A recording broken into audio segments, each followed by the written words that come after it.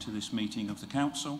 I'm Councillor Keith Scarf, Chair of Mid-Suffolk District Council, and I will be chairing the meeting today. This meeting will be broadcast on our YouTube channel and will be capable of repeated viewing. The whole of the meeting will be recorded except where there are confidential or exempt items. If any member of the public attending the meeting objects to being filmed, please advise us immediately and we will ensure that they are not included in the filming. Members of the public and the press may record, film, photograph or otherwise broadcast this meeting when the public and the press are not lawfully excluded. If you are intending to do so, please can you inform the committee clerk.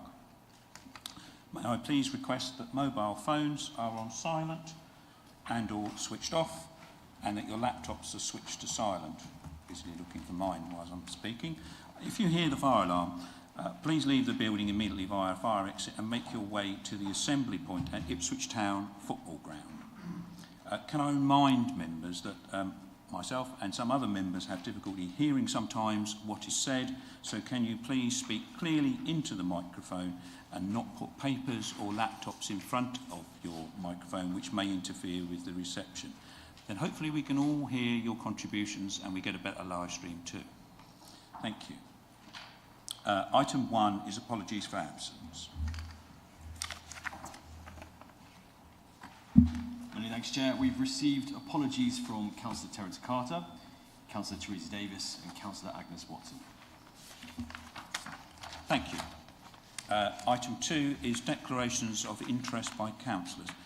Just as a reminder, can I call for any declarations of interest of directors on the board for Mid-Suffolk District Council Suffolk Holdings Limited, relevant to the housing revenue account, and also are there any council tenants? I know we have a couple, but I think they're both away. Are there any other nominations? Councillor Stringer.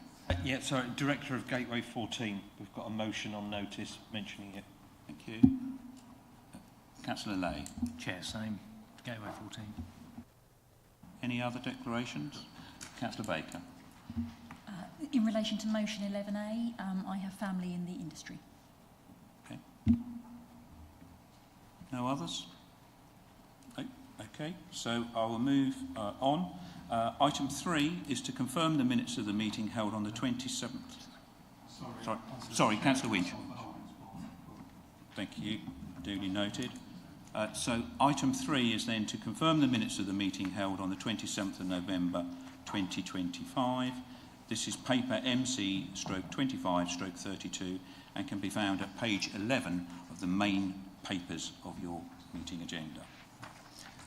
Can I request, are there any issues with accuracy? Councillor Rowe and then Councillor Baker. Councillor Rowe, you're first.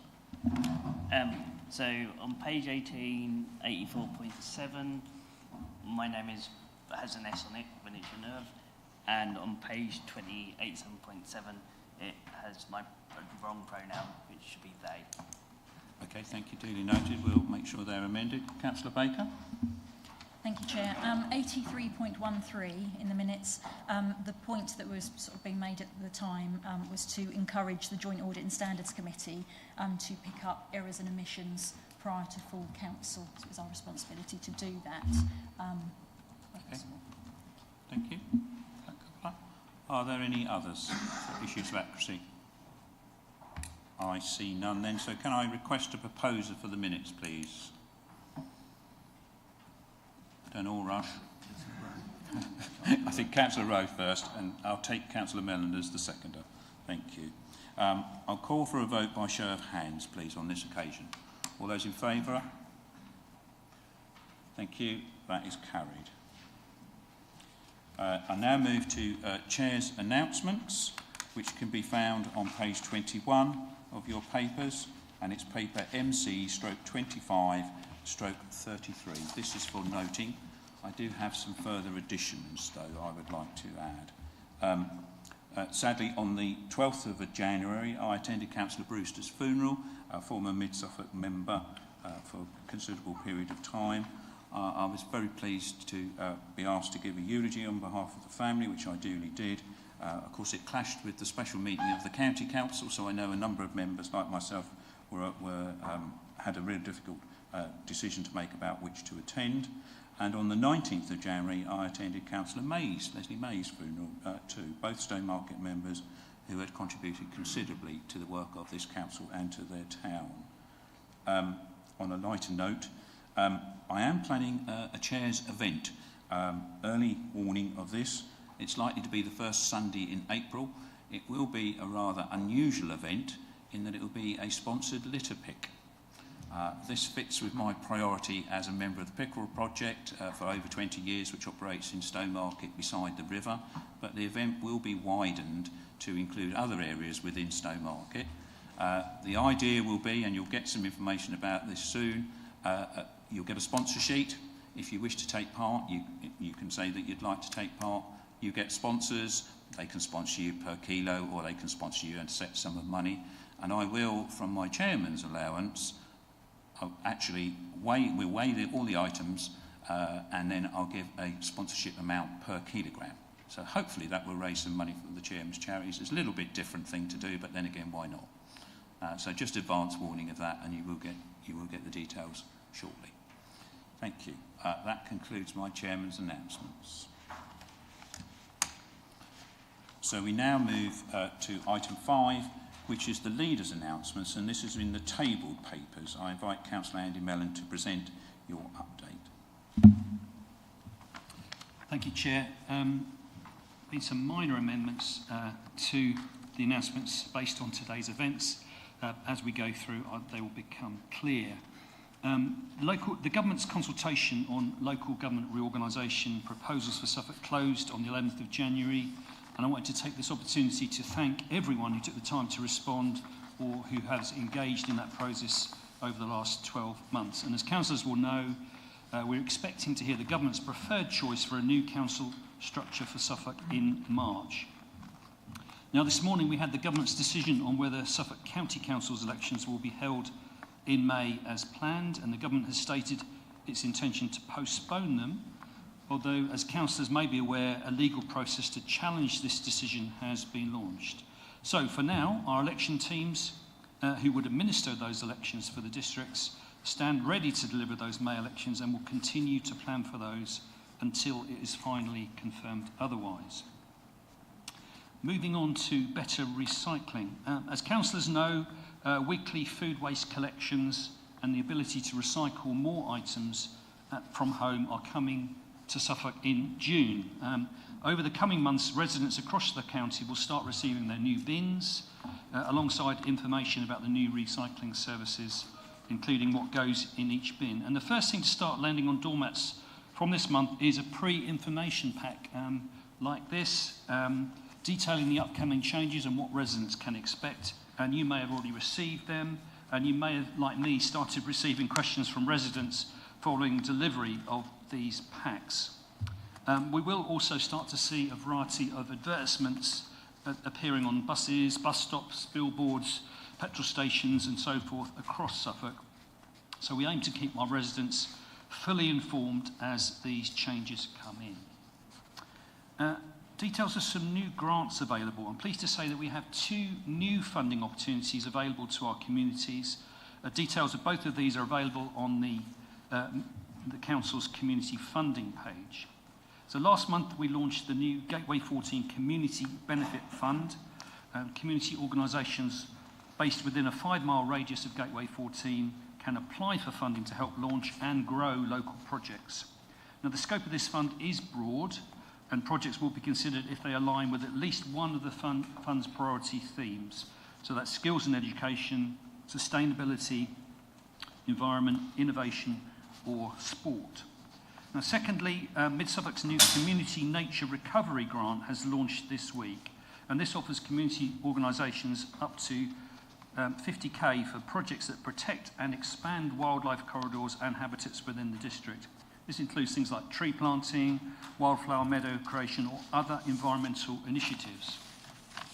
Now, yesterday, the government finally published its National Security Assessment on Biodiversity Loss and Ecosystem Collapse. And that set out in the starkest terms the fact that biodiversity is not a nice-to-have extra, but is in fact absolutely essential for food security and humanity's future. The report is a sobering read. I do encourage you to look at it, but it does reinforce that this administration's priorities, putting sustainability and resilience at the heart of what we do, are the correct ones. Just to let you know that on Tuesday we hosted a meeting of the Freeport East Board here in Endeavour House downstairs. Officers gave an update on progress with the Stowmarket Innovation Gateway, both the construction, which is proceeding well, and also planning for what will happen inside the building when it opens later this year. The board welcomed this progress report and look forward to the centre opening. And can I thank all the officers who contributed to this project and presented it so well on Tuesday. The ballroom in Stowmarket, this is our first full council meeting since we opened the ballroom just before Christmas. This is the first venture to benefit as a result of our Stowmarket Town Centre Gateway Fund. It's a new community darts venue in Tavern Street and a great example of what we wanted to achieve with the fund. It brings new experiences into the town centre, and I want to thank our officers, the members and partners for all their work on this, and congratulate Stuart Huggins and Darren Moyes who run the venue, and I encourage people to support this initiative. The second round of applications for that fund closes tomorrow, and we are looking forward to seeing what comes next. And lastly, on Saturday, along with the chair, I've been invited as council leader to attend the enthronement of Right Reverend Dr. Joanne Woolway Grenfell as the new Bishop of St Edmundsbury and Ipswich. Now, whether you attend church or not, I'm sure we will all want to welcome Bishop Joanne to her new role. Those are my announcements. Thank you, Chair. Councillor Mellon. Are there any points of clarification from councillors? Councillor Matheson. Thank you, Chair. Yeah, I wonder if Councillor Mellon would like to take the opportunity to distance this council and others from the description of zombie councillors which the Minister used today. I'm going to rule that is not actually a point of clarification, so I'm afraid you'll have to ask Councillor Mellon out of the meeting. Councillor Richardson. Thank you very much, Chair. It's just a quick one on the better recycling, because we have received our information pack, but it does say that the collection dates for some residents might change, and my understanding was that we'd said earlier, well, last year, that they wouldn't be changing. Is that correct? B, has that now changed? Or C, is that just a reflection of the fact that I think it's a county-wide information pack, so might not take into account some of the differences in the different authorities? Please. Thank you. Yes, the information packs come out from the Suffolk Waste Partnership, which is all the councils, including the County Council, are working together. So it may indicate that there's differences happening across the county. We've been reassured in Mid-Suffolk that people's bin days are not changing, so I'm hoping that's still going to be the case. I'm just going to look to my colleague. Yeah, Dave's nodding, so that's the case. Yeah. Just to say, unless there is some new housing developments and then minor alterations to rounds might have to happen, but only a few on a small scale. Thank you to both councillors for your clarification. I think that's very useful and reassuring for residents. Okay, are there any other clarifications required? No? Okay, so we move on to item 6, which is petitions. None received, Chair. Item 7, questions by the public. Also none received. Okay, good. Right, we now move to item 8, which is questions by councillors. This is in your table papers. There is one question tonight, and that's from Councillor Harry Richardson to Councillor Andrew Stringer, who is the Cabinet Member for Heritage Planning and Infrastructure. So you'll see it's in the table papers. I invite Councillor Richardson to ask his question. Thank you very much, Chair. So our most recent Mid-Suffolk 5-year housing land supply statement, which was circulated in January of this year, stipulates that the supply of sites for travellers is assessed separately, but it doesn't provide the detail for this. So could you please confirm what submissions, if any, have been made for future sites and how these are to be assessed? Thank you very much. Councillor Stringer. Thank you, and I thank Councillor Richardson for his question. To answer the question bluntly, in the recent call for sites, which closed, I think, just over a week ago, Mid-Suffolk District Council have received 3 sites put forward for this in Mid-Suffolk, 2 in Mendlesham and 1 in Horham. The question does go on to say, how will these be assessed? These will be assessed in a similar way to how we assess housing for the settled community. You normally start with a position of having a statement of what need you need to, and target you need to require to hit, and then you look at the supply that comes in, etc., and you try and balance that out and hit that need, and you try and come into a positive position rather than a negative position. Just for clarity, this part of the policy doesn't include any provision for transit sites. That continues to be an area that we've tried to work on for over a decade, certainly with the County Council, to try and help provide a transit site in Mid-Suffolk. So when we do have to take enforcement action for unauthorised encampments, we've then got actually somewhere where we can push people toward, rather than we go through that very, very lengthy legal process. So, well, and we are, in the next couple of weeks, going to be publishing our position statement on the need for pitches for gypsies and travellers. So similar to where you get an annual outturn for the settled housing community, we will then be the first time this council will ever publish a statement for those in the travelling community as well. I hope that's helpful. Stringer, Councillor Richardson, do you have a supplementary question?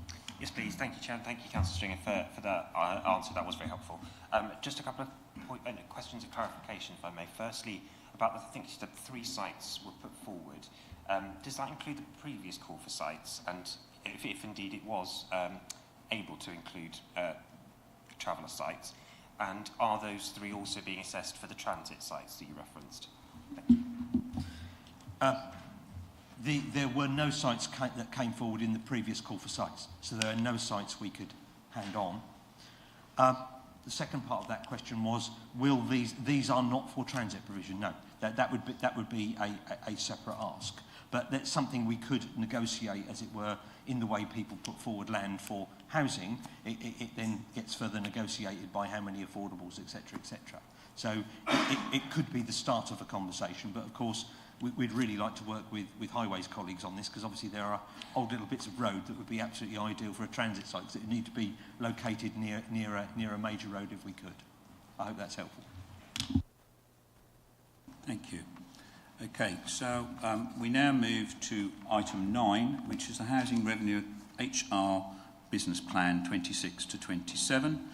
This is paper MC/25/34. It's on page 23 of your tabled papers. We have with us tonight a number of people from the housing team. I'd like to introduce them. Welcome in particular to Mandip Gill, who's our Interim Director of Housing, who's sitting beside Deborah Fenton, who's our current Head of Housing. And sitting next to her is Jenny Smithies, who's the HR Business Finance Partner. And then we have, I'm trying to think, David Vevier, Head of Finance. And Melissa, of course, as well. Okay, so I'm going to ask Councillor Winch to introduce the report and to move the recommendations. Okay, I'd like to introduce paper MC/25/34 Housing Revenue and Account Business Plan. What I'm planning to do is divide this presentation into 3 parts. So initially I'm just going to give you what I think the headline numbers are that should jump out at you. Then I'm going to look at the business plan in a bit more detail, talk about what the assumptions are and what's been going on in each area.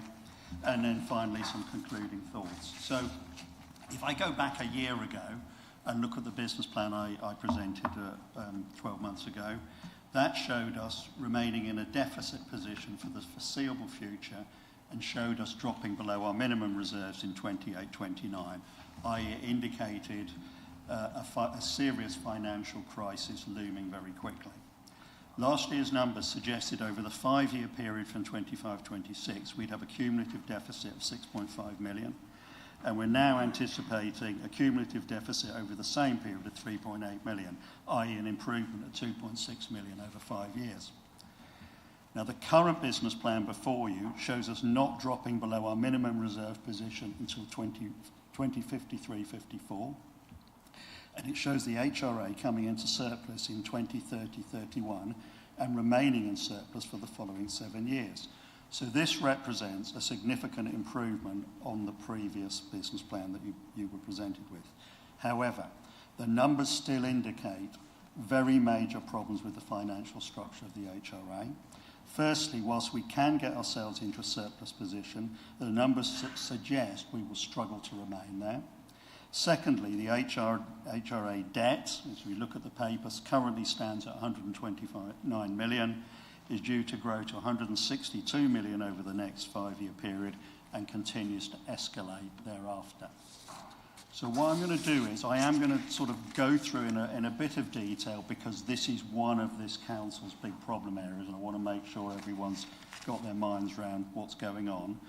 I just want to make 2 general points. So the first point is I want to reinforce that all changes that impact tenants are and will be discussed with the tenant board, and specific consultation also takes place where changes impact a particular group of tenants. So our base position is that all our changes will be undertaken in conjunction with our tenants. Secondly, the 30-year plan is a model, and it indicates where we will be based on our current position and likely assumptions. It isn't really a plan in the sense of this is where we want to be. Rather, it indicates where we will be if we don't take further actions. So I'm going to split this review into 5 areas: income, expenditure, capital programme, new build, and our loans. So income, what's meant by income, it basically means rents and service charges.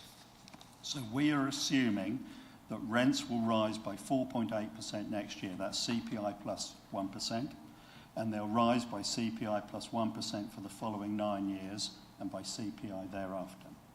Now, a very significant assumption in this business plan is we're assuming what's called a £2 rent convergence from 27-28. Rent convergence refers to the process of aligning social housing rents with the government-defined target or formula rent levels. It's called formula because there's a specific formula that's used to work out what the rent level should be. This would mean a £2 per week increase in the base rental charge per year for rents that are below the target value until the target rent is achieved. Yeah? This scheme envisages that the rent convergence would probably take place over a period in the order of 10 years. Now, London boroughs have been calling for a £3 rent convergence to bridge this gap more quickly. The higher that number, the quicker you bridge the gap, but the more burden you put on tenants. In mid-Suffolk, we have a very high percentage of properties below the current target social housing level, about 70% of properties. Appendix B shows you the HRA business plan without rent convergence, which shows us running below our minimum reserve in 2032-33. Appendix B is really there to show you what would happen if we can't go forward with rent convergence. There's a few other things introduced in terms of the income. So some rent tolerance, which we introduced last year, will be extended to sheltered accommodation. Our non-rental income is moving towards a cost recovery position over the next 4 years and then increase with inflation. Rent loss from voids is assumed at 1.25%. And our right to buy is assumed at 6 sales per year until 2035-36, and then it disappears. And we can disagree about whether right to buy is a good thing or not, but we can't disagree that it's disastrous for local authority finances. Now, the catch-22 with the HRA income is that the whole purpose of social housing is to have low-cost housing. So any cost increases need to be carefully considered. Of the council's 3,500 tenants, 21% that we know of are in receipt of housing benefit, and 44% are in receipt of universal credit. But as that goes direct to the tenant, we don't know what proportion of those receive the housing element. So a brief summary of our strategy in relation to income is move our rent base to target a formula rent level, adjust our service charges to reflect the services that we provide and move towards cost recovery, and do this over a period of time that is fair to our tenants.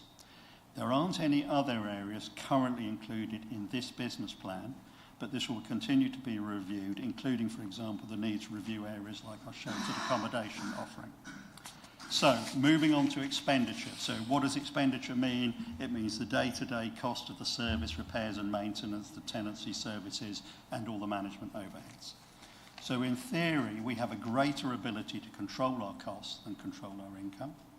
However, there are a lot of pressures on our costs pushing the other way. Most of them we've repeated before. There's new consumer standards, increased building compliance and regulatory requirements, post-Grenfell, targets for EPC ratings, a new decent home standard, the condition of our current stock, and a history of relatively poor service which needs an ongoing effort to improve. In the business plan, the costs were adjusted according to any recent changes and any immediate plan changes, and then increased in line with inflation. Just a little recap on all the work that's been going on to date.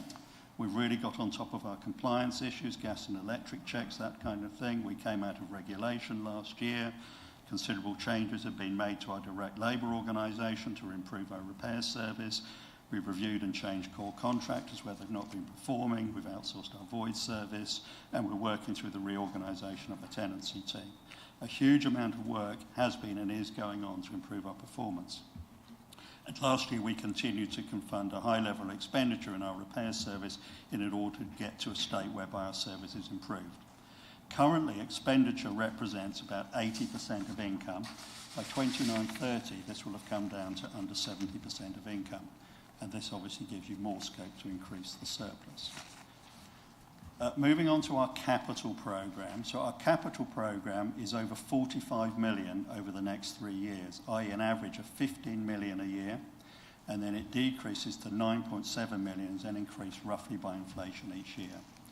And if I look at the capital budget over the next few years, there's significant investment in kitchens, bathrooms, windows, doors, fire safety and neighbourhood environments. Roofing averaging at over 1.7 million a year over the next few years, an increased annual budget of 500k for disabled adaptations, heating investment of over £1 million a year, and all properties will be EPC C by March 2028.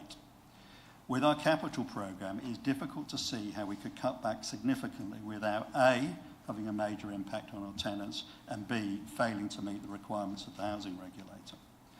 We've now nearly completed a full stock condition survey, which has confirmed our properties need further investment. We had previously assumed our non-decent home standards was 7.7%, but the data now suggests we're nearer 18%. We aim to have reduced the non-decent homes to just under 5% by March 2027 and have the level down to 1% by March 2028. We are carrying out substantial investment in our stock over the next few years with the aim of potential savings in our day-to-day repair costs in the longer term. So new build, the assumption in the business plan is that we're completing our existing acquisition schemes and then the only remaining development is at Paddock House I. So our new build budget declines from 4 million next year to 0 from 2027 onwards. We've increased our housing stock by roughly 200 homes in the last 3 years. However, though there is political will in Mid-Suffolk to build more, the economics of council housing makes this really difficult in the immediate term. We are in parallel looking at our options of accessing funding via the government's social and affordable home programme and working with partnerships with other organisations, and we're trying to work out how these numbers stack up, and this will be assessed as a separate exercise outside of this business plan and then included if there's viability. Last area to just talk about are the loans. So the methodology for accounting for the HRA interest was changed 2 years ago to follow best practice, but this has had a significant negative impact on the HRA and positive impact on our general fund. Of the 129 million current loan, 73% is from external loans and 56 million is an internal loan. The external loans all have specific interest rates, and the business plan assumption is, because we're not paying any of the loans back, is that any renewal will occur at a higher interest rate of 5.5%. The internal borrowing rate assumed in the business plan is 3.75%. So you'll see, if you look at the numbers in detail, the interest charges jump up at certain points because of that. We need to bide our time and wait for an opportunity to refinance elements of our debt if and when interest rates allow. We also continue to look at grants and the use of capital receipts. If, for example, you look at the capital spend for the next year, which is 19.4 million, 2.8 million is from capital receipts and 400k is from grants, although this does often require match funding. If you add up the interest payments over the 30-year period in the business plan, it comes to a staggering 277 million.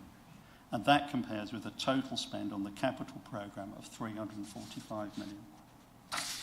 So, just some general conclusions. These are my conclusions looking at these numbers, looking at this plan. The situation in the HRA is still really difficult and is taking longer than we hoped to get into a surplus position. There's a huge amount of work going on to improve our service, but there's still a way to go. The current model clearly indicates we should be able to remain above our 1 million reserve in the foreseeable future, so any immediate financial crisis is reduced. However, we can't leave the HRA as it is without further interventions. At the moment, our focus is on getting into an ongoing surplus position. This model suggests that we should be able to get ourselves into this position, but we really have to work hard to keep us there. I don't think it's likely in the foreseeable future that we can envisage making a revenue contribution to our capital programme, i.e. we're making enough surplus to help start funding our capital programme. That's unlikely to happen in the foreseeable future.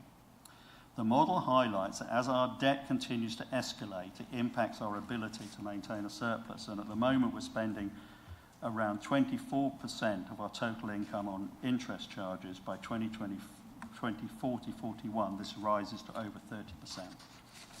Finally, I just want to say a few words about new build of council housing. So a core theme of this business plan is that we're focusing all our efforts on improving our properties for existing tenants. I think it's obvious that while the investment in our existing stock is absolutely necessary, from a purely financial point of view, i.e. the spreadsheet model of the HRA, we end up with no additional income but an increased interest charge as we need to borrow even more. So any potential operational savings in day-to-day repairs from better stock takes time to come through. As I said earlier, we are, as a parallel activity, looking at what we can do about new build using government funding. This will be assessed on its financial viability from a mid-Suffolk point of view, and it may be that we can find certain schemes where the viability will stack up. In my view, society believing that we will ever be able to fund a mass new council housing programme via the mechanism of local authority HRAs is for the birds, and until central government grasps this nettle, we'll continue to muddle along as best we can. I can assure members that trying to get the HRA into a more sensible financial position is a very high priority for the administration, but this needs to be balanced against the demands of the service. Finally, I would like to thank officers, and I've got the names written down like the chair, Jenny Smithers, Deborah Fenton, Melissa Evans, David Fevier Ward, for their work on the business plan. I'd just like to mention that this is Deborah Fenton's last council meeting, and I'm sure that members would like to thank her for all the work that she's done over the past few years.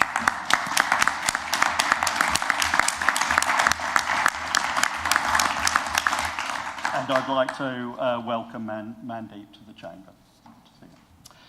Finally, I'd like to move the motion that members agree on the contents of the HRA business plan, which after the agreement will be formatted to provide a document which will be available to members, tenants and the general public.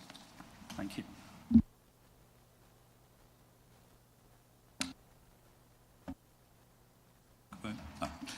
That's a very detailed introduction, and thank you, as always, for breaking it down into component parts, which I think really helps members understand the difficulties that we have with the housing revenue account, but particularly how we are moving to make changes as and when we can in order to improve the situation. So thank you very much. Can I request a seconder, please? Councillor Pearson, do you wish to speak now?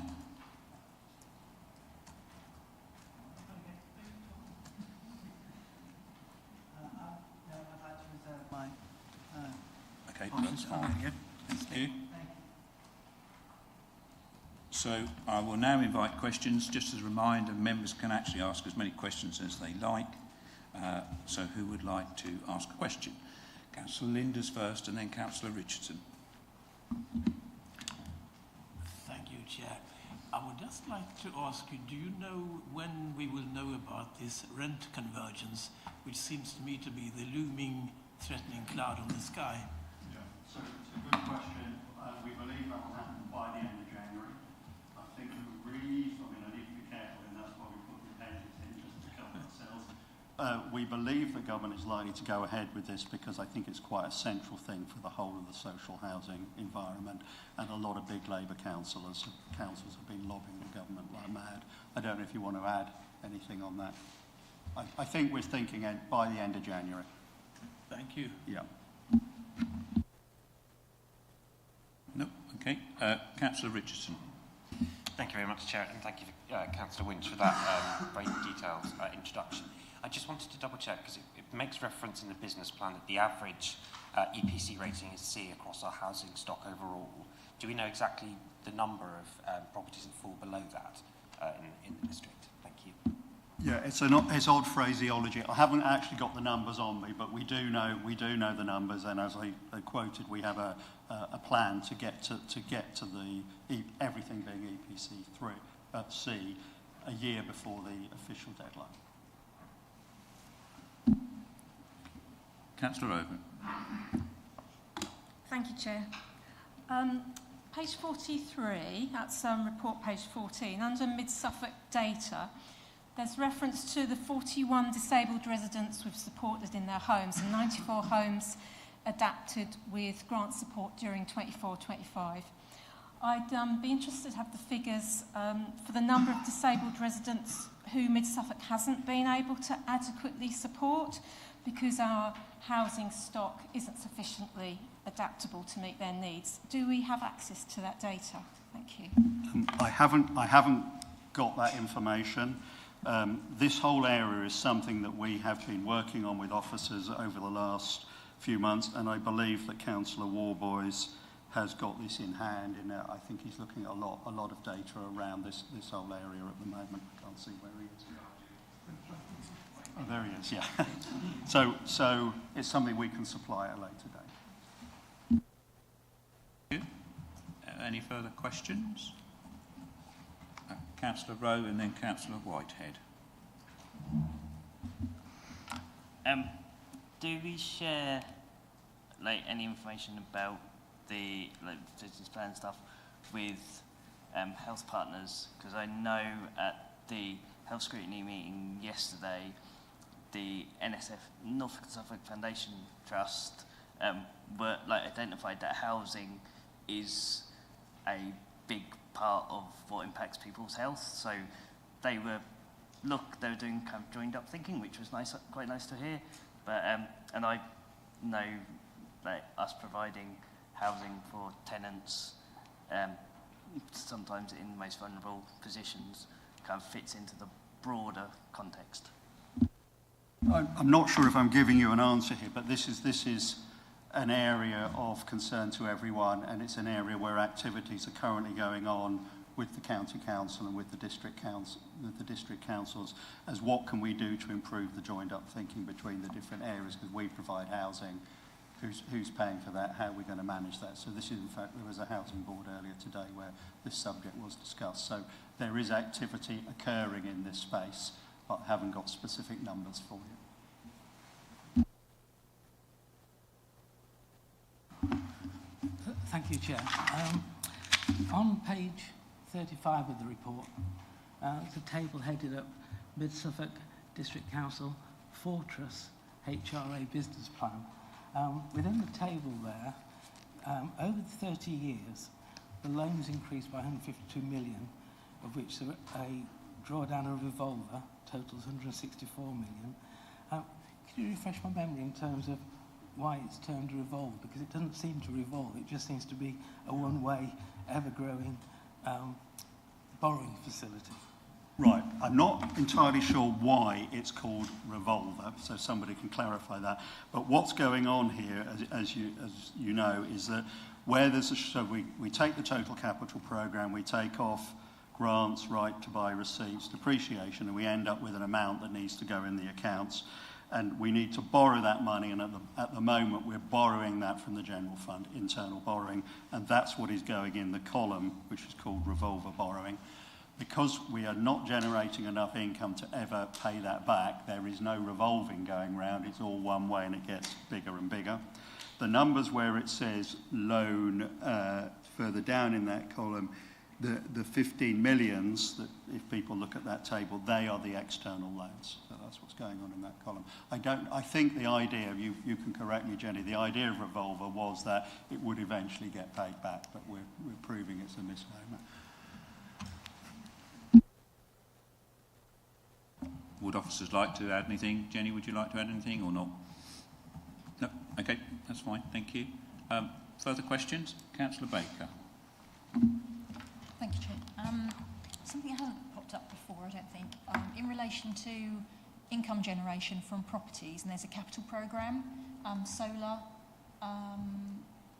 in the properties. Is there any opportunity for income generation in that method? Okay, that's a bit of a curveball. I hadn't really thought about that. I'll pass this over. My natural instinct is that isn't something we'd want to do. We'd want to pass the benefit to the resident in lower bills. But does anyone want to chip in on this? It was actually the general fund that invested in the solar panels, so they get the income from it as well. So it sits outside of the HRA. Okay. I see no further hands for questions. No. Okay. So we will open the debate. Remind members that they have 3 minutes to speak and may speak only once. Who would like to begin the debate?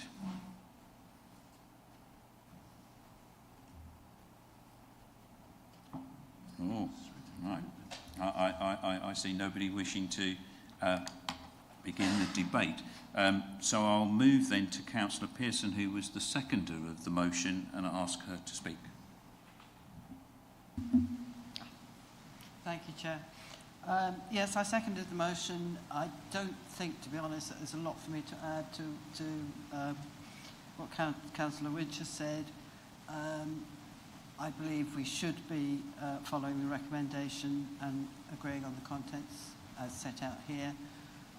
In the time that I've been a councillor, which is a fairly short time, just coming up to 3 years, when I first started, the HRA was in a pretty dire position. It has improved.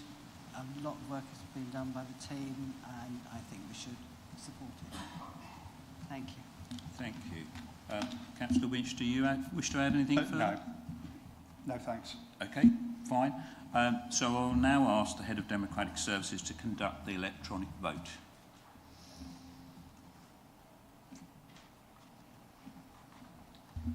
Many thanks, Chair. Members, that vote is now in progress. Councillor Richardson, can I take your vote verbally?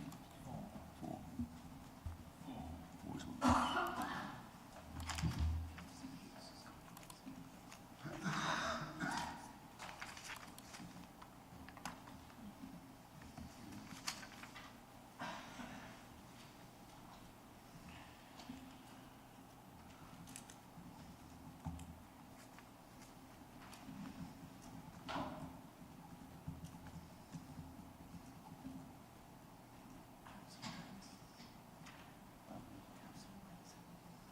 Councillor Weller, can I take your vote verbally, please? 4. That is 30 votes for. That motion is carried. Thank you very much. So we now move to agenda item 10, which is councillor appointments. Can I ask, are there any changes proposed to the placings? No. Okay. So we can swiftly move on then to motions on notice.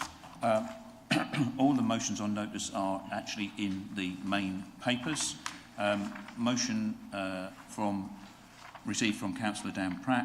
Can I invite Councillor Pratt to move your motion? You have 5 minutes to introduce, please. Thank you, Chair and fellow councillors. For decades, sold as a win-win situation.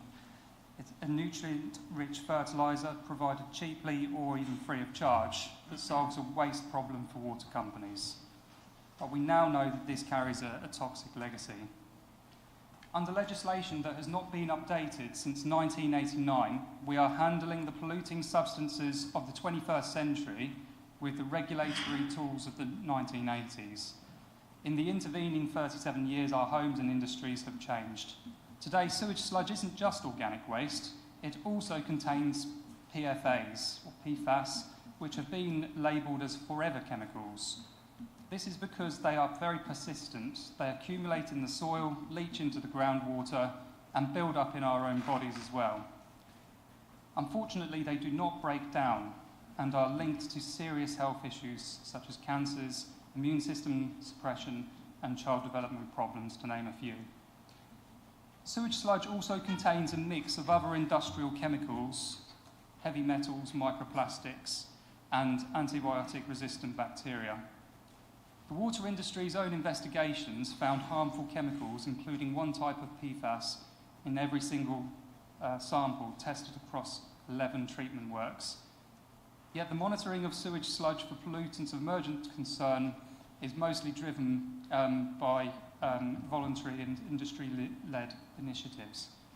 We do not really have to look far to see the consequences of this. Right here in mid-Suffolk, we have seen the fallout of dated legislation and a regulatory authority lacking adequate funding and powers. In 2025, a processing site run for Thames Water became a source of significant local alarm when independent tests found ammonia levels at 170 times higher than safe limits on the site. Since this motion was drafted, Suffolk County Council issued a permanent stop notice on the site. However, the Environment Agency, constrained by a lack of resources and outdated powers, could not immediately do the same thing when alerted. This motion is really about supporting our farmers and protecting our proud farming heritage in the district. Our agricultural community is being encouraged by contractors of water companies to spread sludge containing pollutants on their fields, potentially harming the health of their soil, devaluing their land, and contaminating the food they grow. This motion calls on Mid-Suffolk District Council to take 4 steps. The first one is to acknowledge the risk to public health and the environment. The second is to press government for change. We must urge the Secretary of State to ensure the regulatory review that is hopefully upcoming is robust. We need a precautionary approach where farmers are warned of these dangers now, and we must ensure that the cost of cleaning up this industry falls on the polluters and not the domestic bill players or struggling farmers. We need to offer alternatives, working with our farming unions to promote safer, sustainable alternatives, such as nitrogen-fixing cover crops and the nutrient-rich products from our own new waste services and anaerobic digesters. We need to also empower our community, support citizen scientists and community groups who are often the first to spot when our watercourses are in trouble. Chair, the government has finally admitted that the rules must change, but eventually is not really good enough for the residents of Mid-Suffolk who live near these sites or for the ecosystems we have pledged to protect.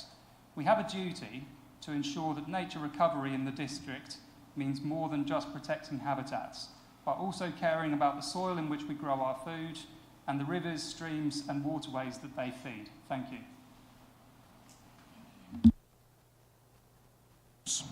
Can I request a second, please? Councillor Caston, do you wish to speak now or later? Yes, thank you, Chair. I'd like to say a few words now. Right, thank you. I'm seconding this motion. So Councillor Pratt asked me quite early on to second this motion. I originally said no because I hadn't got to grips with what this motion was about. And then after I did a bit of research, I got the sort of clarity to say yes. I want to second this as a farmer, not a political, not an environmental activist.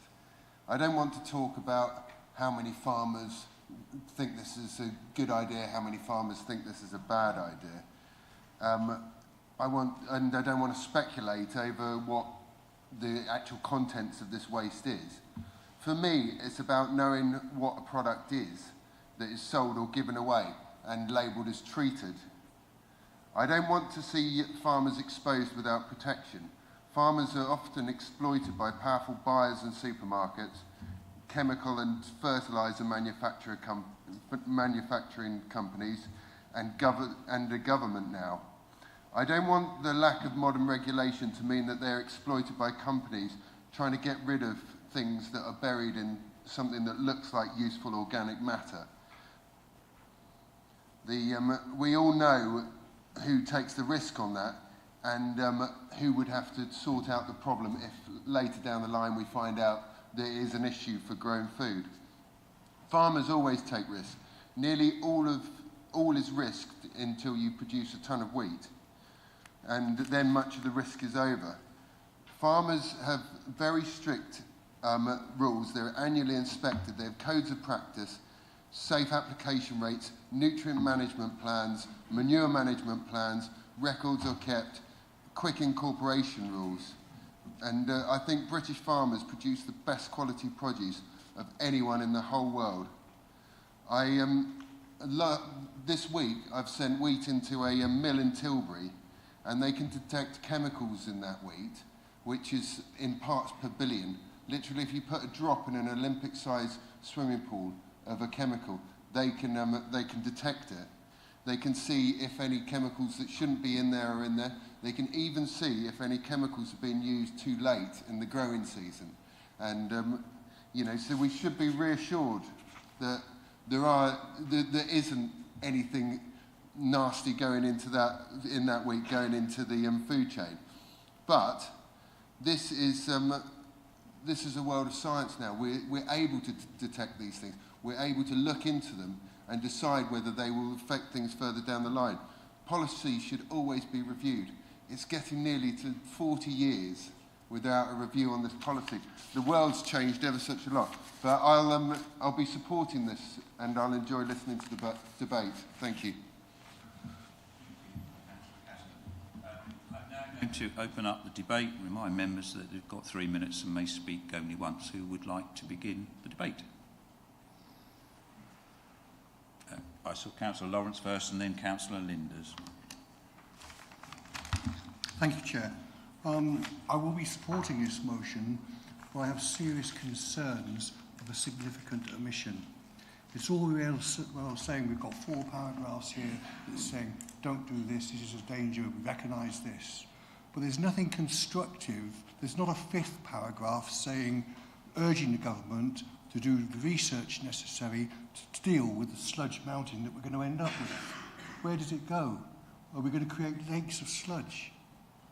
So if you want government to take this motion seriously, you should be requesting the government to do the research to deal with the sewage lakes that will exist, not just 4 paragraphs saying don't. Thank you. Clarification, Councillor Lawrence, you're not moving an amendment? No, okay. Just wanted to make sure on that. Okay, so Councillor Linders, you're next. Yeah, thank you, Chair. I find this is a very important motion, so I'm very much wanting to support it.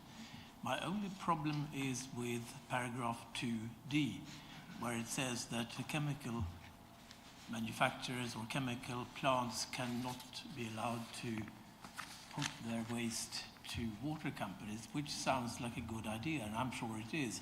However, I would like to add another line at the end of that paragraph, saying something like, these stronger regulations need to be accompanied by clear advice to chemical producers advising different ways of disposing of this waste. That would make it more constructive. My interpretation then, Councillor Linders, is you're moving that as an amendment. Yes, so please. further wording required. Can I ask the proposer, are they prepared to accept that as an amendment?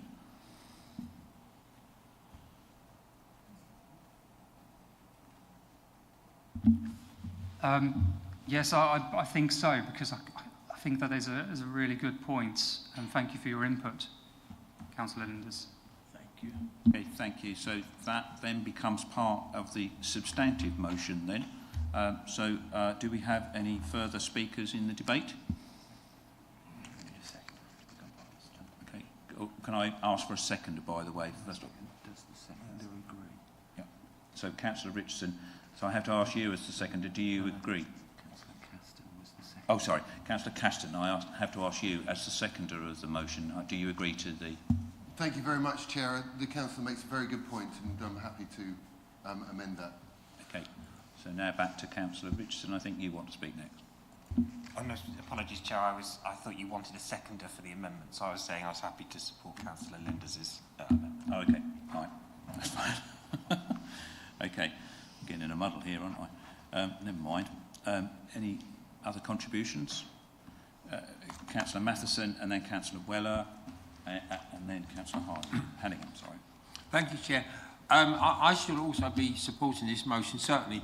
I must say I was absolutely astounded to read paragraph 3 there, because it seems to me that ultimately human waste needs to go back into the fields, but to be deliberately putting other things into it before it gets there, I think is wrong. And I think in general, the need is, amongst other things, for the Environment Agency to have sufficient resources to actually check up on all these things. And they suffered dramatically reduced resources during the austerity. It was put to me that we weren't reduced by a third, we were reduced to a third. That's the extent of the shortfall of the resources that we need to see in action and doing some of the things that are requested by the motion. Thank you. Thank you, Chair. I'll also be supporting this motion, and I'm grateful to Councillor Caston. I would have been the safety net if he'd have said no to that. So I'm pleased that he's stepped up to the mark there and spoken very eloquently from the point of view of a farmer as well, which is more than I could have done. So I'm grateful to him for that. I know that Councillor Pratt, who's brought this forward, has done so partly because there's a treatment facility in his ward, but it's important to note that this is going to be expanding bits of infrastructure. So in the north of the district, we're expecting some pipelines to come through from Essex and Suffolk water to bring fresh water supply into the water resource zone up there.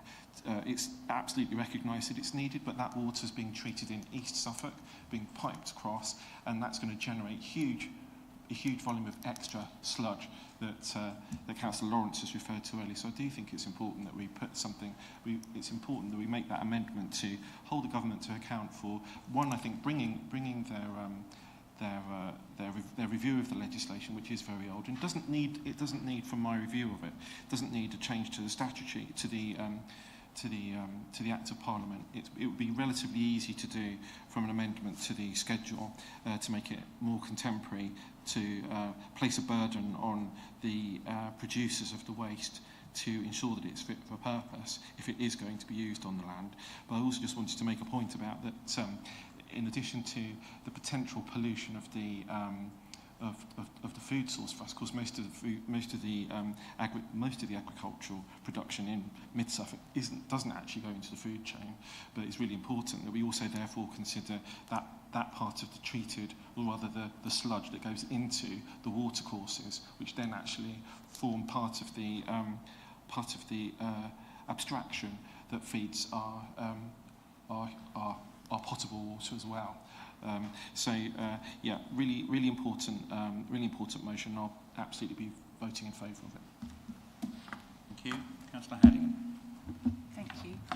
Initially, I felt a little bit conflicted about this because we use, this on my farm. My husband's very, frankly excited to get something that's cheap, compared to the regular price of fertiliser, which I'm sure you all know has absolutely shot up recently, which was followed by the wheat price shooting up, but I'm sure you'll also know that didn't last very long before that came down. And so, but I am shocked, like Councillor Matheson said earlier, the fact that they're adding extra things into it, and I'm sure that the education is not there for people to actually hear what they're spreading on their crops. They're assuming that it's a natural waste product that's frankly come from us, and so therefore it's a good thing. Like I say, the price is low, and they practically come and spread it all for free, so that you barely have to do anything for it. But the fact that the rules and regulations are 30 years out of date is appalling, and definitely something needs to be done. So well done for bringing it. Thank you. Councillor Rowe. I'm going to support it, and I particularly like the bit to say about supporting citizen science, because as I'm from Staymarket, where there's 2 rivers and there's several different organisations, I know how much support there is for kind of a lot of different bits of citizen science and monitoring of rivers, and any support for the various organisations, charities involved in that, I know would be greatly appreciated.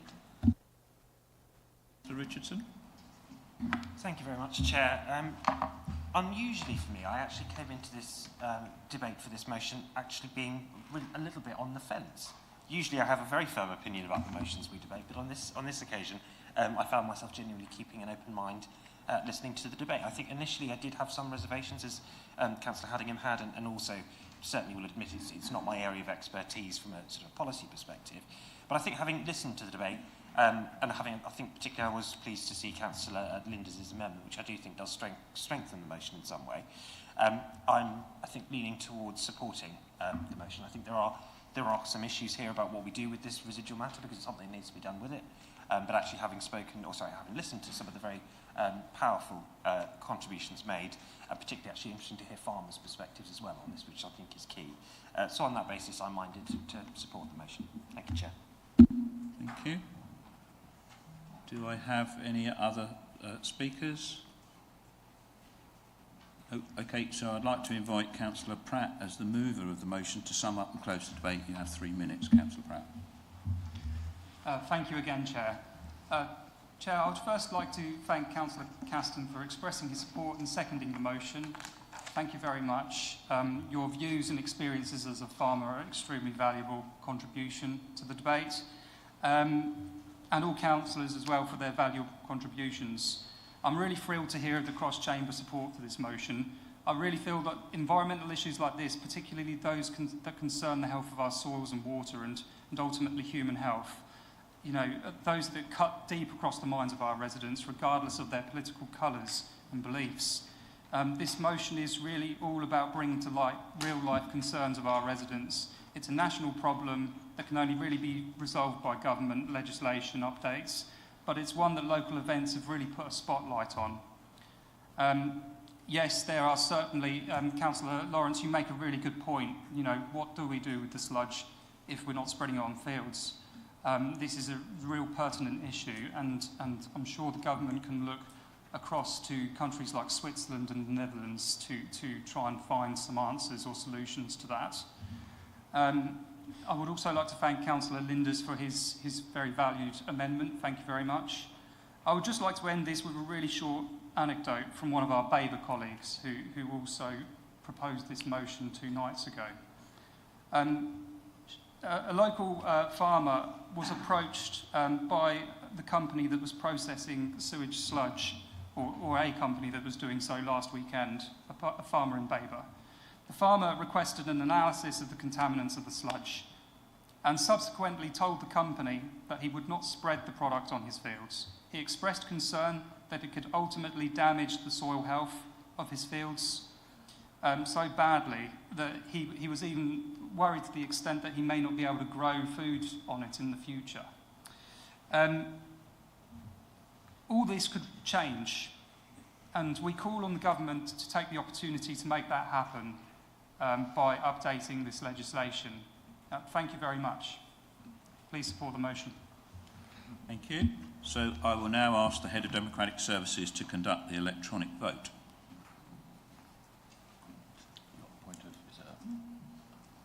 Is that a point of order, Councillor Weller? Yeah. Okay, I'll hear your point of order then. Yeah, thank you, Chair. Can I just ask, as far as the amendment is concerned, how is that worded so that we know what we're voting to agree? I believe it's the exact wording as proposed. Okay, Councillor Linders, perhaps we'll need to ask you to remind us of your wording, because what you're about to vote on is the motion proposed by Councillor Pratt, including the amendment from Councillor Linders. Perhaps you could just remind us of your amendment, which has been accepted.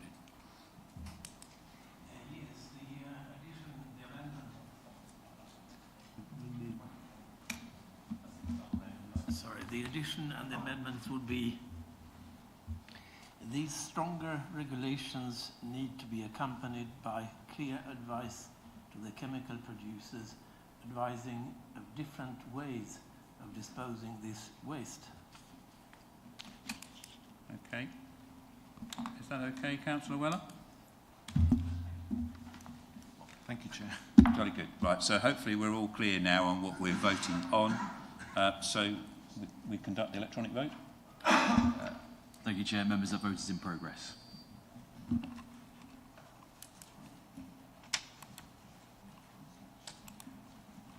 Councillor Richardson? 4. Thank you. Councillor Hicks? 4. Councillor Weller, is your voting working out? Yeah, wonderful.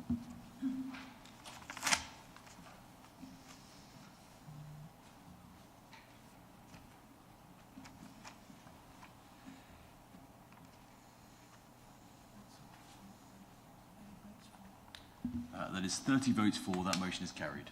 Thank you.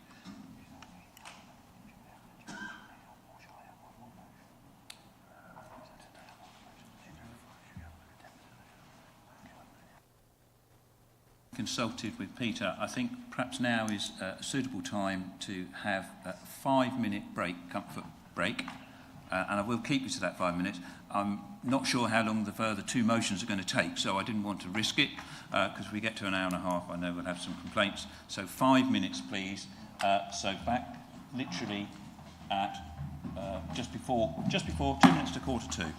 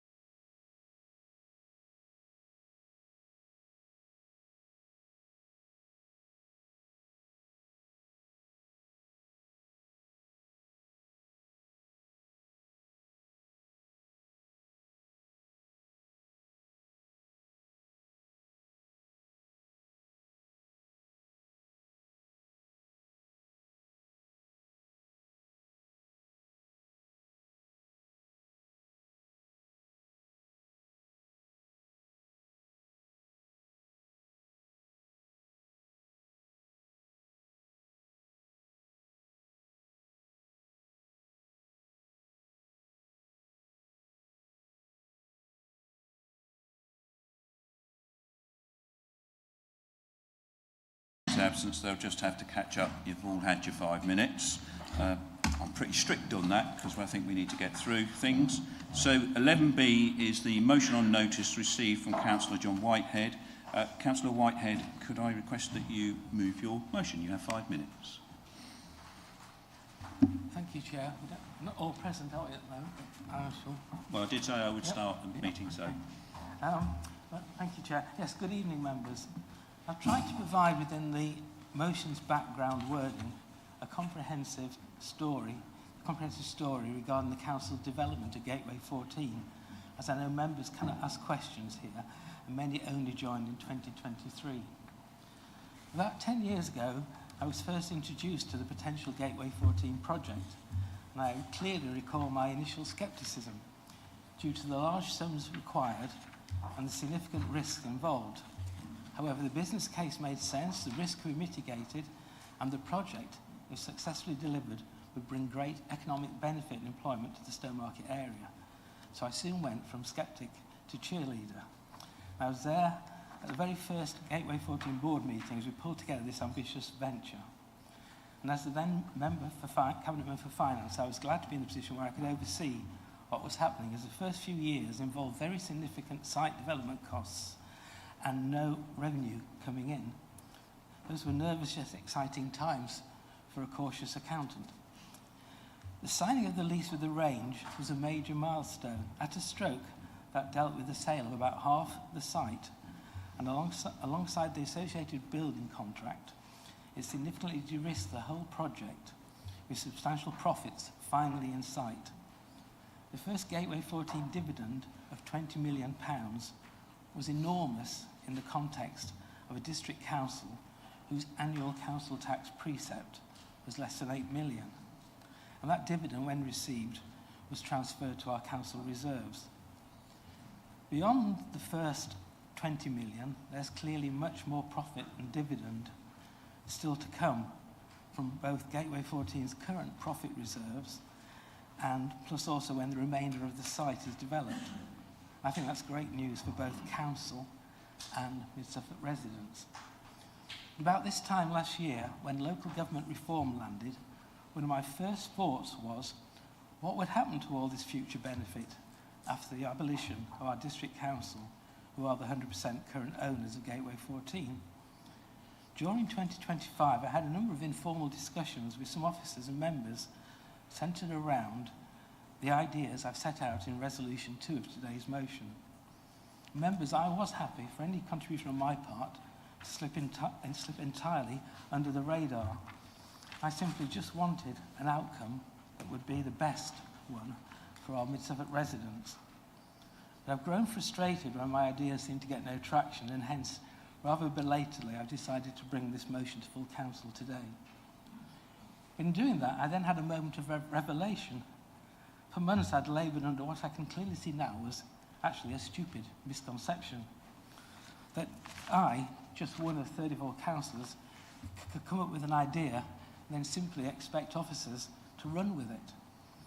Depending on the subject matter involved, officers should only really respond to the express wishes formally decided by Cabinet or full council.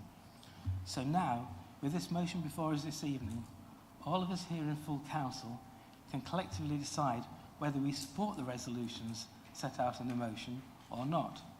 And if it's a no, then that's the end of the matter. The potential sums involved are large.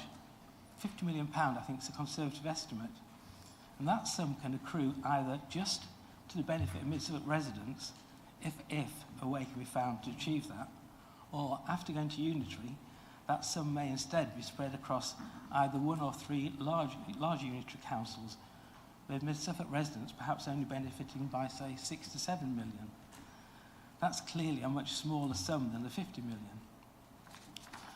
Now, members, I'm uncertain if what I hope to achieve is actually feasible.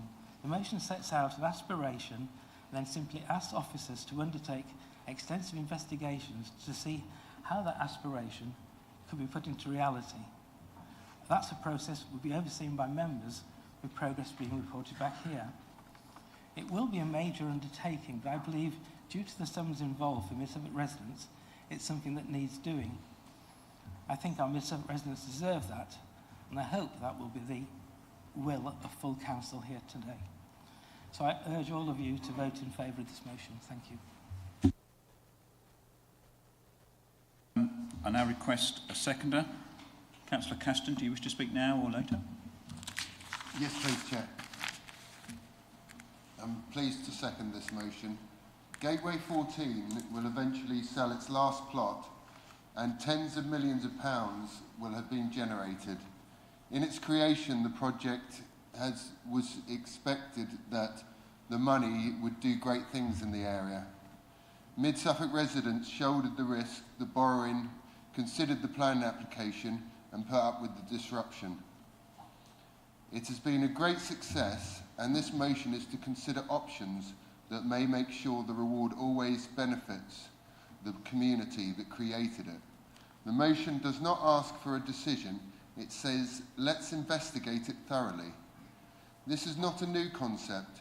It has been used with the Milton Keynes Parks Trust, Sheffield City Trust, Manchester Airport, and the Port of Dover. Usually when boundary changes or reorganisation look to take reward out of the area. For that reason, I support this motion and look forward to the debate. Thank you. Thank you, Councillor Caston. So I will now open the debate. Members may speak for 3 minutes. Councillor Mellon.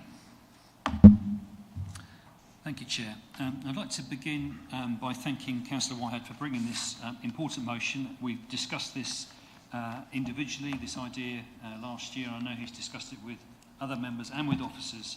And I think he's brought this motion in the best interest of the residents of Mid-Suffolk, which is in all of our interests, of course. So it's an important motion as really it starts to examine the kind of more detailed elements of local government reorganisation. Now, we had several debates in this chamber last year about the bigger picture aspects and how many unitary councils were the right number for Suffolk. But this motion, I think, moves us into the detail of the transition of what number of unitary council, whatever number of unitary councils the Minister ultimately chooses. So there's 3 points I'd like to make. The first one, I think, relates to the question of risk, and in particular, who bore the risk of Gateway 14. Clearly, legally, Mid-Suffolk District Council did make that investment, but I take Councillor Whitehead's point that although most of our residents were probably not aware of it, they bore the ultimate risk, as they always do when a council fails, as it impacts on their services.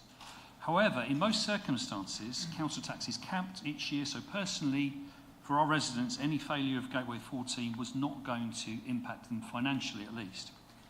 But fortunately, and this is my second point, we don't have to consider the area of the risk of Gateway 14 falling because it's been a great success.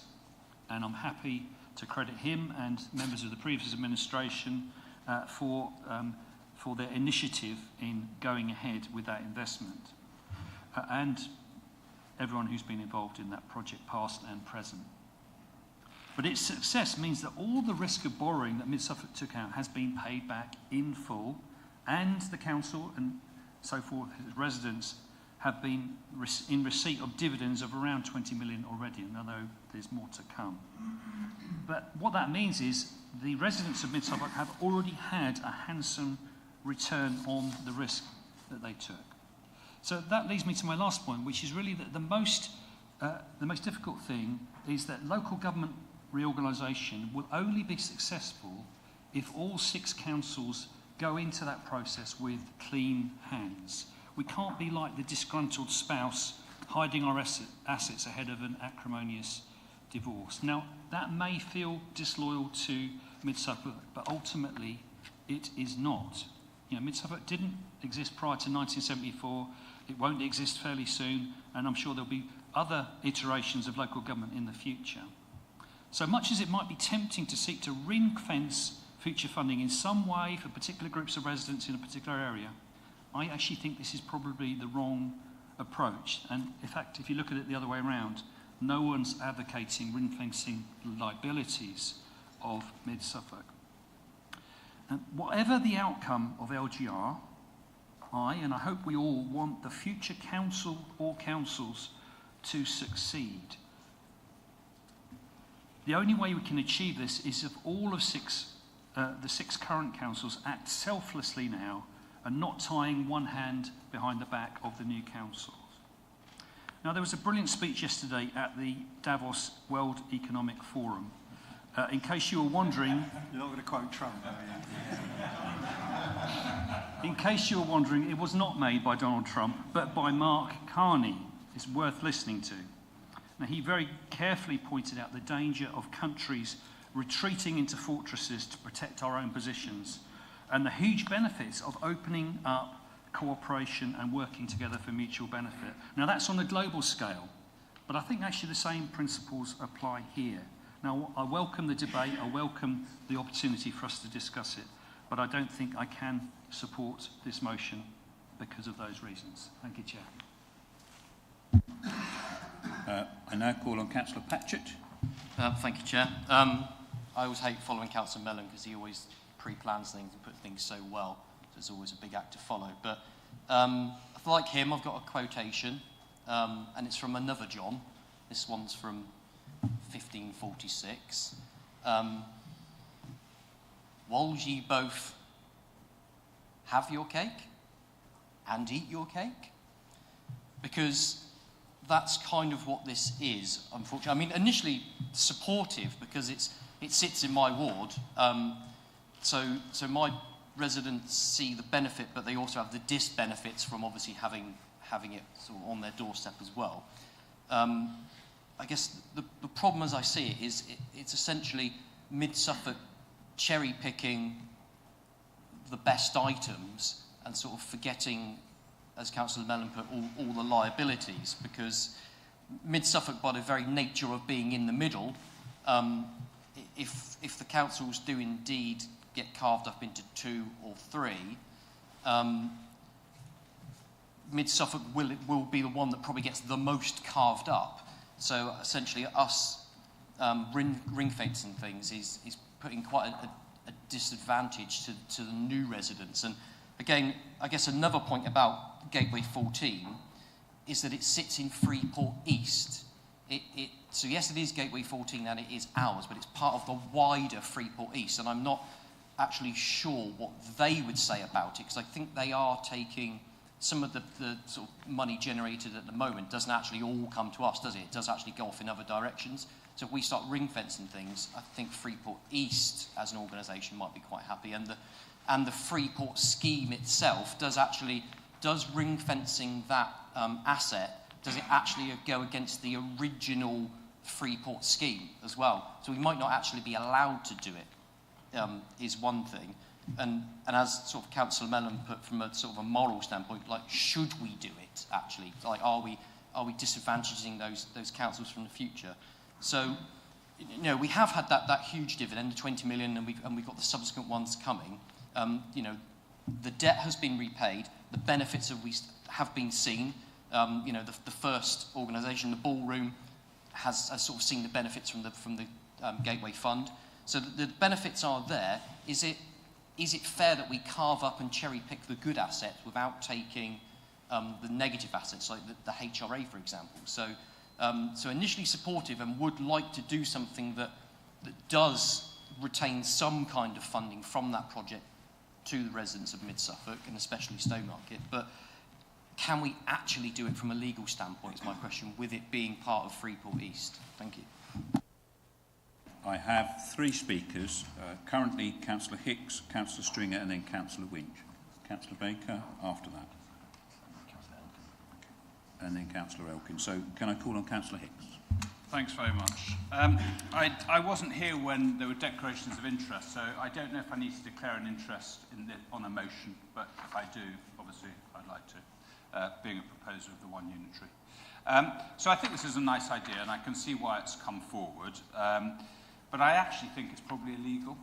I'm told, and I don't know how accurate this is, that when one of the unitaries was being formed, one of the districts, 2 days before vesting, signed a 20-year waste contract, which obviously didn't go down very well. So the government introduced something called Section 14, which stops exactly this happening. So that as you're going into unitaries, you can't sell off assets to third-party organisations. They have to remain within whatever that unitary formation is. So I don't think you'd be allowed to do it anyway. Now that doesn't happen until I think the statutory instrument's laid, which will be later this year. So you could probably rush it through, but I think the principle would not be well received. And I think we also need to remember that, of course, this is a hugely valuable asset and has done really well for Mid-Suffolk. But of course, Sizewell, whether we like it or not, has done very well for East Suffolk in the business rates they pay. The home of horse racing has done really well for West Suffolk with all the industry that's around Newmarket. And then you get into complications of what about the bits of Mid-Suffolk that are going to Ipswich if we get 3 unitaries? How do you deal with those people? So it all becomes very messy, and I totally agree with the point Councillor Mellon made that, this isn't the spirit of it. You also got to talk about where do you put the debt? So do you just say, I'm not taking any of the debt? And of course the debt is shared equally, whatever the new formation is, and there's lots of debt sitting out there as well. So I agree, once the government makes a decision, whether it's 1 or 3, whatever it is, that is the end of the discussion. We have to pull together and do what's best, delivering either 1 or 3. And some of us will be happy, some won't be happy, but I'm afraid we've got to get over that and just deliver what's best in what is quite a tight timetable. So I'm afraid I can't support this, but I can understand why it was brought forward, but I actually don't think it would be legal anyway. Okay, thank you, Councillor Hicks. Councillor Stringer, you're next. Thank you, Chair. Yes, declaring that interest, of course, of being a director of Gateway 14, but that doesn't taint how I feel about this. I think I'm going to follow on, and probably one of the rare times I'm going to agree almost 100% with Councillor Hicks in this chamber. So enjoy it while it lasts, is probably what I'm saying. I think I have to say, I think I agree with the aspiration of the motion, but I don't actually agree with its resolution. I think, frankly, if we're not careful, if we were to agree this is actually going to inhibit some of the aspiration that we've already shown. When we inherited Gateway 14 as an administration 2 and a bit years ago, it was like, oh my goodness, what do we do with this? And because it's now on our watch for 4 years, probably 5 the way it's going, we obviously get a chance to steer the ship in the way we would want to see it. And we've already done that. We took on what was there. It had washed its face financially. Largest structure in East Anglia, big contract with 1 single person. Do we want to see, just replicating that, or do we want to steer it in a particular direction? And I think pretty much we've taken that baton and run with it and tried to encourage, some diversity in there, and also things like the Innovation Centre. That's done as a partnership. It isn't us just saying, we want one of these, please give us millions of pounds, government. You have to do that in partnership, which we are. And I think if we were to say, look, we're going to ring fence 100% of any money, coin that comes in from this in the future, to only be given to the people of Mid-Suffolk, that's going to make us look like a very unequal partner.